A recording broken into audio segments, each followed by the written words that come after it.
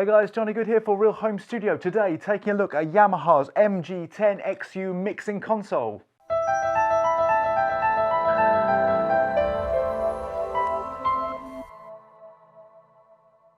So, Yamaha's MG10XU mixing console with USB connectivity. So let's have a look at the first 4 tracks. We've got 4 mono tracks, the first 2 of which have their own independent one-touch compression controls, very handy. You've got your gain knobs at the top, and then working through, we've got a 3-band EQ. We've got how much effects we want to dial in. We've also got a pan knob, that's the red knob, and at the bottom we've got a level control with nice peak indicators. On all 4 of these channels, we've also got the option to dial in phantom power.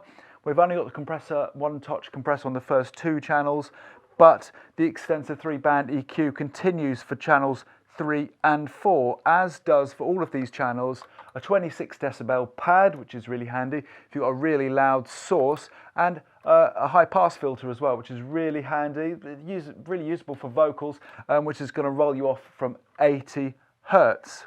Okay, so then moving on from those first 4, we've got another bank of now 2 stereo channels. These now lose the mid-range control, so we've just got high and low EQ, but again we still have the effects, the balance control for panning and our level controls. Now we can input into these channels either by RCA or by 1/4 inch, and also above here we also have the option of having a outboard foot switch. And then on to the final channels 9 and 10, which can be used either as a mono in, which I used to do for my guitar, or you can flip it out to a stereo in, or you can use it as a USB in as well, if you've got a bit of outboard gear you want to send in by USB. Now this USB is also can be sent out as well, and you could technically use this then as an audio interface for up to 2 channels if you panned 2 of your channels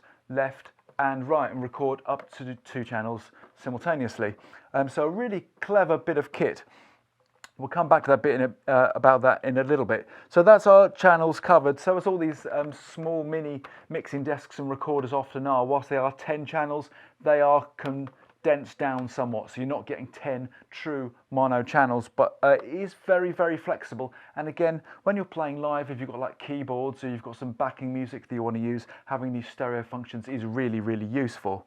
So into this section here where we've got a whole range of effects, 24 in total, from reverbs and delays and a few little funky things towards the end. You can flick the effects on and off and affect how much you send as well as you can individually on each channel as well. You've got a bit of monitoring here, you've got the overall desk volume, and you've got the amount of monitoring you're sending to your monitor or your headphones, and you can also mute that out really quickly by firing the mute button.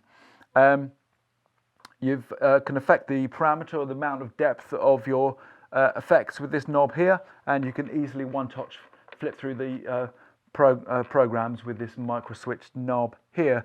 So this blue square at the top is just where everything's going to get sent out. Headphones, XLR out, 1/4 inch stereo out, 1/4 inch monitor out, and also an FX send as well. You've got a rocker switch on the back for the power, and you've got Yamaha's screwed in, which is really nice, power supply, so it can't be pulled out, yanked out mid-gig. What I don't like at all about the power supply is that it's not a kettle lead, basically.